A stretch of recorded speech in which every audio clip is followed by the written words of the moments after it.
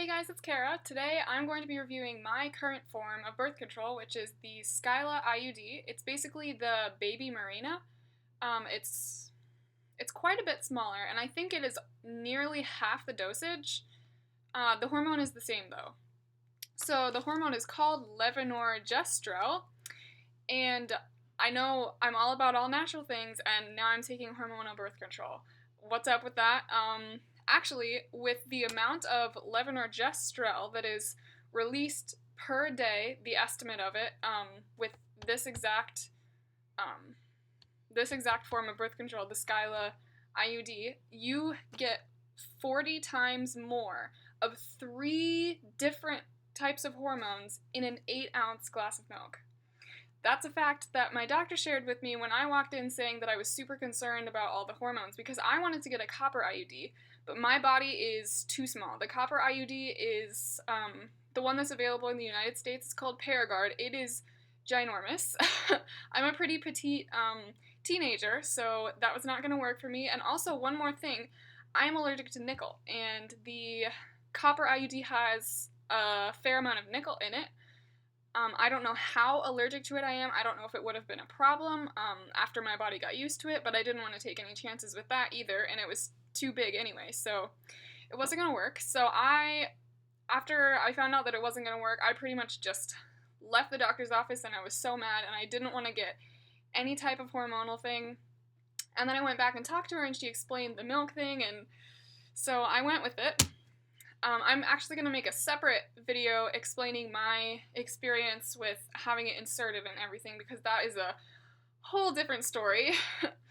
Anyway, my more long-term experience with the Skyla IUD and my general review. So after insertion, I pretty much had everyday spotting for 6 months. It was the worst thing ever. It's been, I think, 9 or 10 months ago now that I got it. It was in January, and it is October now, so however long that was. But I remember that it was 6 months that I spotted, because I can see on my period tracker, I kept track of all the days that I was spotting, and it's pretty much every day for that long. And then also at first, for probably maybe the first 2 or 3 periods, my cramps were a lot worse. I've never been one to have horrible cramps, but sometimes it's been to the point where I really do need to take something, or I'm gonna pass out or throw up, something like that. You have to take something, or that's gonna happen. You can't prevent it. And so that was pretty bad, but it was only for the first 2 to 3 months, so, it was going through my head, maybe this is not a good idea, maybe I should get it taken out, and then by the time I had worried about it too much, or before the time that I worried about it too much, it was gone. So now my cramps are actually back to about the same as they were before, and I know one of the things that is supposed to happen with one of the things that the company making Skyla says happens is your cramps will be decreased, but that didn't happen with me. So far anyway, it's only been however many months from January. So I made my switch to reusables. My period dropped to half the length. It used to be 7 to 8 days, then it was 4 days after making the switch to reusables, and then when I got Skyla, my period dropped another day, and it got half as light as it was, and also when I switched to reusables, it got lighter. So it got lighter from that, and then it got half as light again when I got Skyla. Sorry, I'm looking over here because I have everything written down. I have lots of things to say about this. And my period has always been pretty exact, and it still is, but since the time that I had Skyla inserted, my period is always exactly 1 day late from the day that my period tracker says that it's going to be, which is not a huge deal, and it could definitely just be technology, and I don't know, I still know when it's going to come because it's always 1 day late, but I don't know, it's something I thought I should mention. And as I said, I'm going to make a separate video about my experience with having it inserted and the time directly after that and all that stuff. So back to the Skyla itself, the IUD. There are 3 different ways that it works.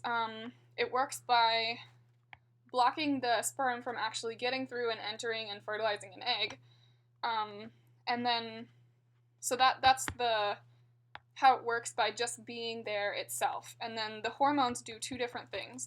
They make the cervical mucus thicker, and if you don't know, your cervical mucus changes over your cycle, and when you're more fertile, the cervical mucus is really kind of stretchy and sticky, and it tries to kind of absorb the sperm upwards. And the hormones prevent that from happening. It keeps it